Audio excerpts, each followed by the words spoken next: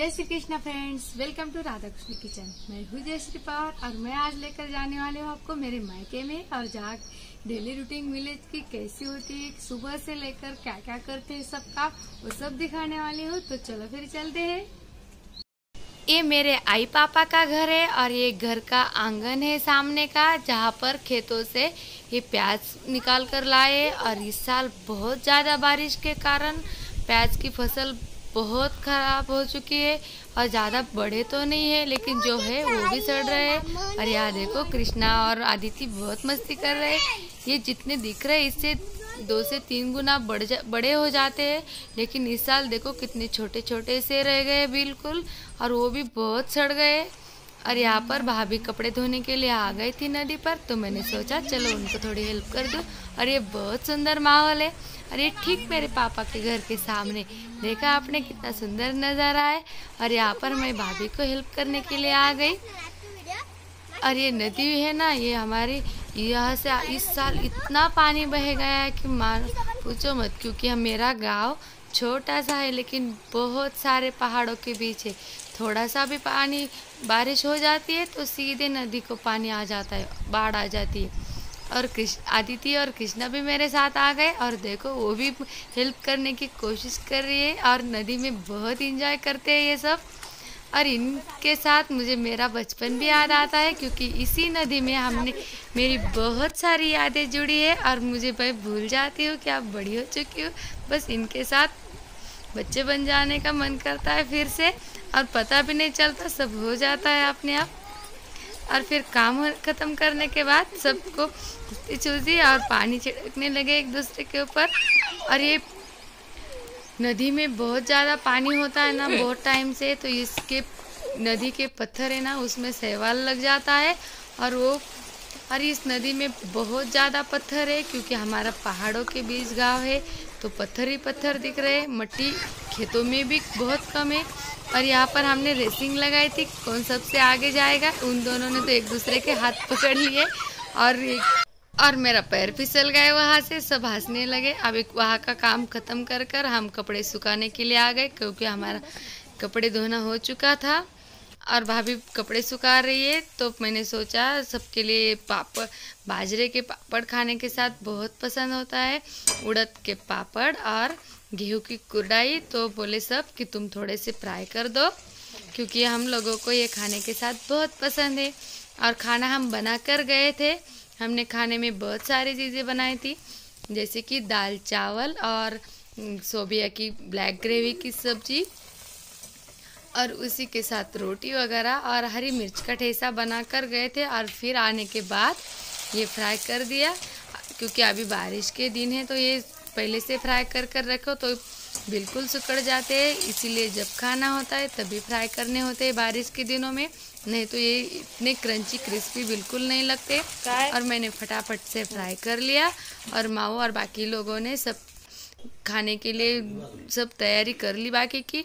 ये मेरे आई पापा है जो नीचे नहीं बैठ सकते, उनके कमर में दर्द है, इसीलिए वो ऊपर बैठकर खाते हैं। और हम सब मिलकर यही ऐसी तरह से रोज़ाना खाना खाते, शाम हो या सुबह, और सब मज़े से बातें करते करते खाना खाते हैं। और ये सब खाना पहले से बन चुका था हमारा। और अभी खाना खाने के बाद हम लोगों ने ये तिल धूप में सुखाए थे। और इस साल देखो बारिश से ये भी बहुत ख़राब हो गए। मैंने सोचा चलो मैं इसे सही कर लेती हूँ, लेकिन इसमें ज़्यादा तिल ही नहीं थे और देखो पूरे ब्लैक ब्लैक हो गए, क्योंकि इसमें बारिश से बहुत ज़्यादा भीग चुके ये और अच्छे से आए भी नहीं। बारिश ना हो तो परेशानी, और ज़्यादा हो तो और ज़्यादा परेशानी होती है।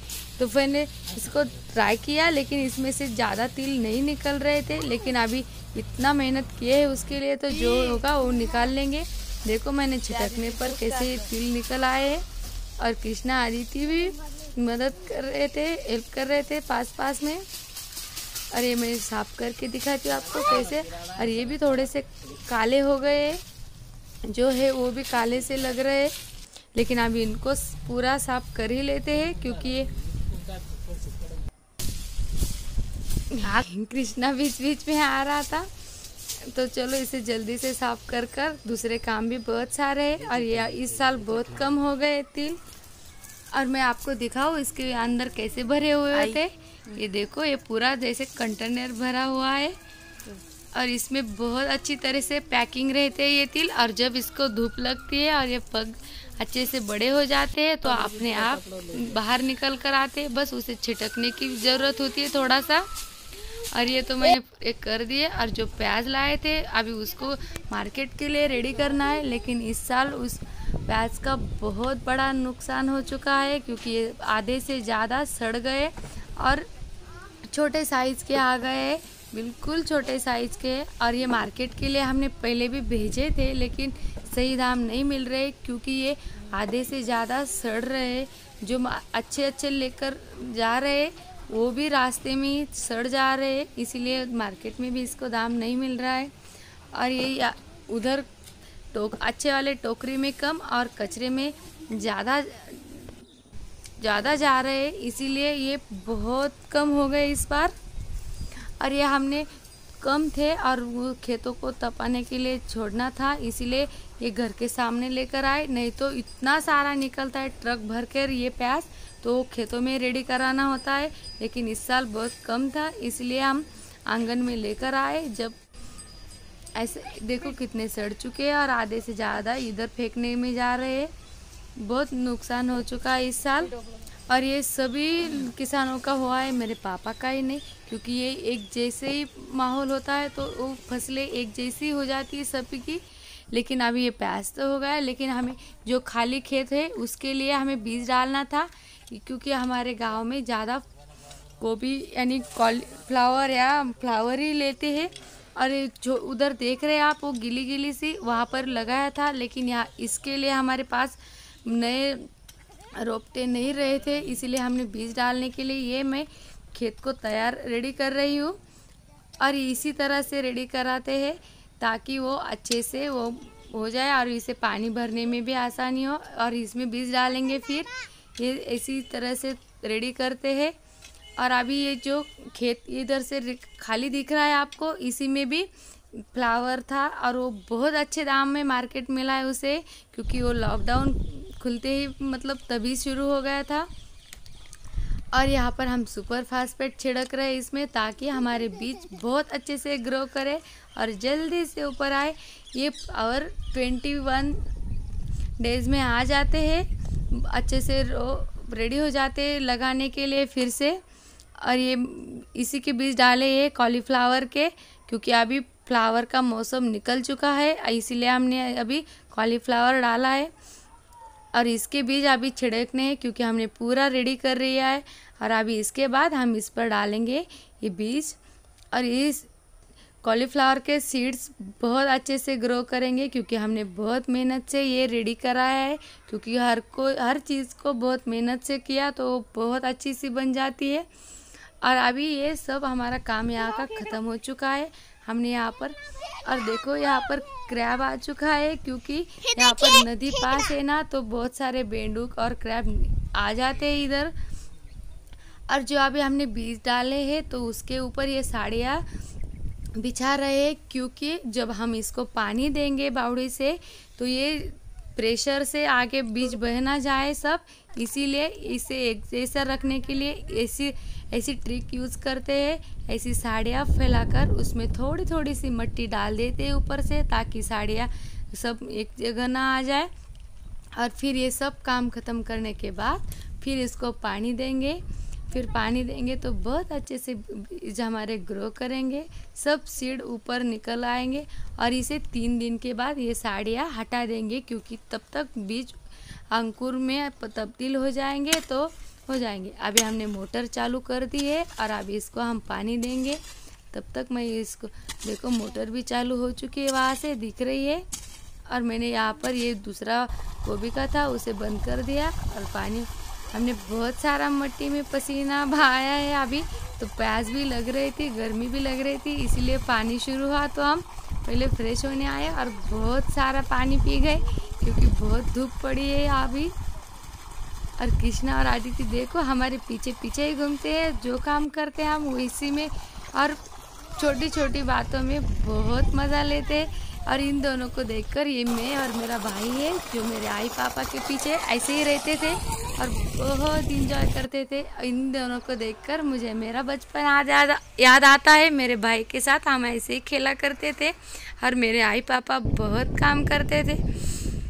और अभी देखो, हमने बोला था ना कि ये साड़ियों के ऊपर से इस तरह से पानी बहेगा तो बीज बिल्कुल अपनी जगह से नहीं हिलेंगे। इसी तरह से पानी देने से जो वही जहाँ है वो वही रहेगा और अच्छे से ग्रो करके ऊपर निकल आएगा। और ये साड़ियाँ 3 दिन के बाद हटा देंगे तो सब बहुत अच्छे से आ जाएगा। और ये साड़ियों की वजह से गर्मी से बीज जल्दी ऊपर आ जाते हैं और ये पूरा पानी अब ऐसे जाएगा। इसी तरीके से हम इसको पानी देंगे। और इस साल बारिश बहुत बढ़िया हो चुकी है तो पानी की बावड़ी में बिल्कुल भी कमी नहीं है। और ये हमारे खेत है ना, मैंने अभी बोला था कि यहाँ पर मिट्टी कम और पत्थर ज़्यादा है, तो देखो खेतों में भी वैसा ही है। जैसे लगता है ये नदी है, बिल्कुल भी मिट्टी कम और इसमें पत्थर और रेत ज़्यादा है। फिर भी ये बहुत उपजाऊ ज़मीन है, इसमें बहुत सब्जियां आती है अच्छे से और पूरी महाराष्ट्र के बाहर भी जाती है, ट्रक भर भर के जाती है। मेरा इतना छोटा सा गांव है लेकिन इसमें जब फ्लावर का सीज़न होता है तो 10 से 12 ट्रक दबा के भर कर लेकर जाते हैं। सूरत, नागपुर, भुसावल, बहुत सारे जगह है जहाँ पर हमारे गांव से ये फ्लावर जाती है। प्याज भी बहुत जगह जाते हैं, टमाटर, मतलब सारी सब्जियां ही जाती है ज़्यादा करके। कपास वगैरह वो बहुत कम लगाते हैं और ये पानी भरने में बहुत मज़ा आता है। लेकिन ये मेरे भाई लोग वो 3 दिन में ही पानी भरना पड़ता है हर जगह, क्योंकि यहाँ पर ज़मीन बहुत जल्दी सूख जाती है, क्योंकि यहाँ पर मिट्टी कम और रेत ज़्यादा है इसीलिए। लेकिन मेरे ससुराल में ऐसा बिल्कुल नहीं है। एक बार पानी दिया तो 15 दिन या महीना भर बिल्कुल भी पानी नहीं देना होता है। लेकिन अभी तो जैसे भी बारिश शुरू हुई, मतलब कपास लगाई हुई है, अभी तक एक भी पानी नहीं दिया, फिर भी बहुत अच्छी सी बढ़िया सी कपास है। लेकिन यहाँ पर ऐसा बिल्कुल नहीं है, मतलब मिट्टी में बहुत फर्क होता है। और देखो कृष्णा और आदिति कितना एंजॉय कर रहे हैं और हम इनको रोकते भी नहीं है। जैसा खेलना चाहते खेलने देते, क्योंकि इनकी उम्र अभी खेलने कूदने की है और ये एंजॉय कर अपना, अभी स्कूल को भी छुट्टियां हैं तो खेलने देते हैं बेचारों को। और अभी छोटे भी है लेकिन उनके साथ साथ रहते हैं, क्योंकि वो उनसे कोई गलती या उनको कोई परेशानी ना हो इसीलिए। और वो भी हमसे दूर बिल्कुल जाते नहीं। और कृष्णा और आदिति देखो कैसे कर रहे, मानो ये मेरा भाई और मैं है। बचपन में इसी तरह से खेलते थे हम और मम्मी पापा की बहुत डांट सुनते थे। आपको वीडियो पसंद आया तो प्लीज लाइक जरूर करना और कमेंट बॉक्स में लिखना आपको कैसा लगा। आप फिर मिलेंगे नए वीडियो के साथ, तब तक के लिए राधे राधे। हाँ।